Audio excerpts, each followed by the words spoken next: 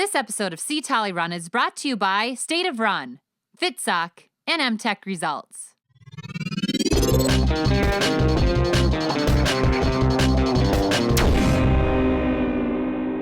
Hi, I'm Olympian Carrie Tollefson, and today I'm interviewing two-time Olympian and Run Gum CEO, Nick Symmonds. So let's get after it. Okay, Nick. So we know last year a little bit bummed out by not making that team. You're a little bit injured. Talk about your ankle injury and how you've been doing and what's next. Yeah, at 32 years of age, I felt like I was a little bit on borrowed time anyways. Not a lot of 32-year-old half-milers out sprinting 23-second 200s, and there's a reason for that. As I was sharpening up the final days leading into the Olympic trials, I was cranking some really hard twos trying to get my legs ready. And something popped in my left ankle, and I ended up fracturing it. And it was frustrating because I was this close to making my third Olympic team, but I was just grateful my ankle had been held up for 10 years of professional running and got me on 2 Olympic teams already. It's 100% healed up right now, and I'm running about 50 miles a week. So it's being a good ankle again. And what's next? Like, what are you just getting your base in, or are you? Yeah, I'm putting in a base. I'm talking with Brooks about training for the 2017 World Championships. If I decide to do that, and I'll make that decision at the end of this year, it would be my last year. I'd say I'm 90% certain that I'll train for 2017. But I just like running. I love being a part of the Brooks Beast track club. I love living here in Seattle and working with Brooks. So my contract's through the end of the year, and I want to be here and just be a great team member as long as I can. I like what you do with the sport, Nick. I mean, there are times when we're going to get injured, and a shoe company is not paying us to sit on the sidelines. But what you do, you keep yourself out there when you are injured, or if you aren't running real well, you're still out there doing something good for the brand. What can you tell younger athletes that, for me, I never said no to a photo shoot. I never said no to a speaking engagement. I always tried to think, what happens if I get injured? What can you tell younger athletes to do? Because you obviously are doing a great job, even when you can't race. Thank you. I mean, from the day I signed my first contract, I had this feeling in my mind that I'm one injury away from it all coming crashing down. I mean, I'm lucky. I've been a professional runner for 12 years now. So that's a very long time to be a professional runner. The average career might only be a couple years. And I guess that fear of one injury bringing it all crashing down, always made me want to build a strong brand, a brand that could even survive an injury or a retirement. And I think that ties into the fact that I've always viewed myself, or viewed professional athletics in general, as a form of entertainment. And that's really what it is. I never thought I get paid to run fast. I get paid to be entertaining. And running fast is entertaining, but there's a lot of other things you can do to be entertaining as well. Any professional runner who says, "Oh, I get paid to run fast," really doesn't think about the economics of it. Yeah. Whether you're sponsored by Brooks or Nike or Adidas, they're not really paying you because you're fast. They're paying you because the things that you do sell shoes. A meet director that gives you an appearance fee isn't paying you because you're fast. In part, that's true, but they're really paying you because you're entertaining and you're going to put people in seats. Yep. So the athletes that hide in a cabin and only show their head once every 11 months, it's really hard for fans to identify with that person. It's hard for them to root for that person. An athlete like Lolo Jones, she's never won a world medal on the outdoor stage, and yet she has one of the largest following, commands one of the largest appearance fees, and has more sponsors than almost any athlete I can think of because she's entertaining and she's willing to share herself with the public. Right. All right. So next question, Nick, you and Run Gum, your former coach, you guys developed this, and I see it everywhere, and I feel like now I'm seeing We're taking over. Yeah, well, I saw it on ESPN. I think Neely Spence-Gracie was having a good time during the front, when she was in the front pack of the New York City Marathon. So I could see her chewing her gum. So talk about it. I mean, it's a performance enhancer, and it's one of the few legal performance-enhancing drugs out there. And we put caffeine, taurine, and B vitamin into each piece of chewing gum. There's a lot of science that backs up those stimulants as performance-enhancing. It's very chemically similar to a sugar-free Red Bull. I used to drink energy drinks because I loved the way they made me feel emotionally. More energy, more focus. But then I've got this knot in my stomach because I've got 8.4 ounces of sugary acidic liquid sloshing around. And I threw up that liquid enough times to know that wasn't the most efficient way to get the stimulants that I needed. I have a degree in biochemistry, a Mm-hmm. class of 2006 from Willamette University, and I knew how to get these stimulants into my body. I knew that sublingual absorption would be faster. Mm-hmm. I knew that it would bypass the GI tract, so I wouldn't have anything heavy or acidic sloshing around in my stomach. And so we put 100 milligrams of caffeine, which is slightly more than a Red Bull, taurine and B vitamins, all into a pack of chewing gum. And you chew 2 pieces or one if you're sensitive to caffeine, and it just gives you this boost. Whether it's before a workout, in the middle of a hard race, as you're running into a meeting, or as you're pulling an all-nighter studying, Run Gum gives you a boost in energy and focus that so many people have come to realize. And once they try it, they more often than not rebuy because they understand how powerful this can be to boost their performance. So I like totally need this when I am at the noon time, noon hour of the day, and my kids are like just driving me crazy. This is Yeah. gonna get me through the rest of the day, Nick. It gets me through the day. So, I'm the CEO of Run Gum, and I'm training professionally, and both are full-time jobs. So I'm working 12-hour days. I'm up at 5 a.m. and I don't go to bed until, 10 or 11, and I'm working most of the waking hours. I go and do about 10 miles worth of training, plus weights, plus, everything else that goes into properly training, from about 9 to noon or 9 to 1. Mm-hmm. And when I come home after that, I am so exhausted. Mm. But that doesn't mean I get to crawl into bed and take a nap like I used to. I've got a business to run. And if I pop a pack of Run Gum at 1 o'clock, instead of just kind of groggily working through my day, I'm an effective, productive member of the Run Gum team, and I get so much done. And it's the kind of thing where I wish I'd had this product, 10 years ago. What was I missing out on? And I always joke when I send Run Gum to coders or lawyers or nurses, I say, get ready for your productivity to quadruple or to increase in a meaningful way, because these are performance enhancing drugs, legal stimulants that can really, really benefit people, no matter what they're doing. We say it was created for elite athletes, but it's perfect for anyone on the run. It's awesome. I love it. I mean, I read that you were a biochemistry major, and I thought, this guy, I mean, you can do it all, basically. And that's kind of what you're doing with track With and field. Run Gum, I can. Well, you do it with Run Gum, but you obviously can do it on the track as well. So let's talk Thanks. a little bit about that. Being a voice for track and field, and not being afraid to ruffle feathers, because we know that you can ruffle some feathers. So what is that all about? I mean, for me, sometimes just putting my head down and running was easier. And you're obviously taking the hard road where you're not afraid to speak out. Talk about that. Well, when I was in my younger middle 20s, it was about just putting my head down and training my ass off and trying to see how fast I could get.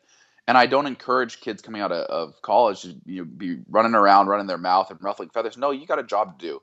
At 32, almost 33, I think I've probably run my best. I think that I have benefited so much from what the previous generation did to bring this from an amateur sport to a semi-professional sport. I just feel a certain sense of obligation now to leave track and field better than I found it, and to continue what so many people before me started in trying to make track and field a professional sport. It is not a professional sport right now. Anyone who says that it is hasn't really studied the sport and hasn't studied what it means to be a professional athlete.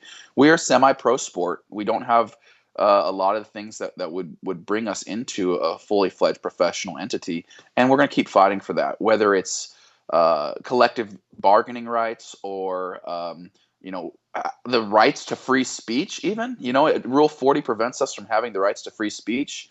Logo placement, wrestling some of the power, some of the advertising space back from the greedy governing bodies. These are all things that need to take place, and I'm just one voice, and I'm certainly maybe the most annoying voice. But I'm just one of many athletes out there that believe that it's time for track and field to join other professional sports in the 21st century. Well, I think this kind of goes right into our last question. And that's, what title do you want to leave this sport with? I mean, I don't want to rush you out of this sport, because I'm a big Nick Symmonds fan. I love watching you race, but what title do you want? In previous interviews, you've talked about state titles, NCAA titles, Olympic titles, World Championship titles. What title do you want USA Track and Field to remember you by? As an athlete, I want to be remembered as someone who is consistent, and 6 U.S. titles, and I think I've made almost a dozen global teams now. I think that shows that I was consistent, and consistency is key in this sport. It's easy to be a flash in the pan. It's easy to run 1:43 one time. It's pretty hard to do it a dozen times. so as an athlete, I want to be remembered as maybe not the most talented, maybe not the fastest, but one of the most consistent. And off the track, I want to be remembered as someone who, just like you said, wasn't afraid. Yeah. So many people get afraid. They're afraid of USATF. USATF works for you. It's not the other way around. They exist because of the athletes. And I think too often USATF thinks that the athletes exist because of them. And that's just so absurd. I'd like to be remembered as an athletepreneur, someone who worked hard on the track and worked hard off the track, and inspired maybe the next generation to realize that they are in a sport that's semi-professional, that people will say, if I had $1 for every time someone said, well, you don't expect to make a lot of money in track and field. Those people are saying that because they're taking your dollars. There are billions of dollars in this sport. And if someone says that to you, chances are it's because they're taking all your money. So understand that there is a lot of money there available. Just make sure that it's going into your pocket and not someone else's pocket. Nice. Okay. All right. Well, now we've seen the serious side of Nick a little bit, but now it's time to see the true, real Nick Symmonds. And these are the rapid fire questions. So these are the ones you really got to think about. This is a question that I ask all my elites that I interview, and we get to know kind of a little bit more about you. So here we go. Hills or 200s? 200s. I hate hills. Really? Okay. I hate them. Unless I'm walking. I hate going up them. I hate going down them. Okay. Dinner date or a movie date? Dinner date for sure. Okay. Sweatband or trucker hat? I like both, but I'll probably go trucker hat. Okay. Ice fishing or fly fishing? Fly fishing, but I love fishing of all kinds. Don't get me wrong. I kind of figured that. Okay. Visualization or meditation? Visualization. Yeah. Do you use it a lot? Yeah, frequently. I think every great athlete does. Yep. Okay. Now this is just us being silly, but Hilton or Marriott? Ooh, I better be careful with that one. I'll go Hilton. Okay. Beer or coffee? Coffee, and that's probably surprising because I love beer so much. Yeah. But I'm a caffeine junkie. I really beer believe with your gum.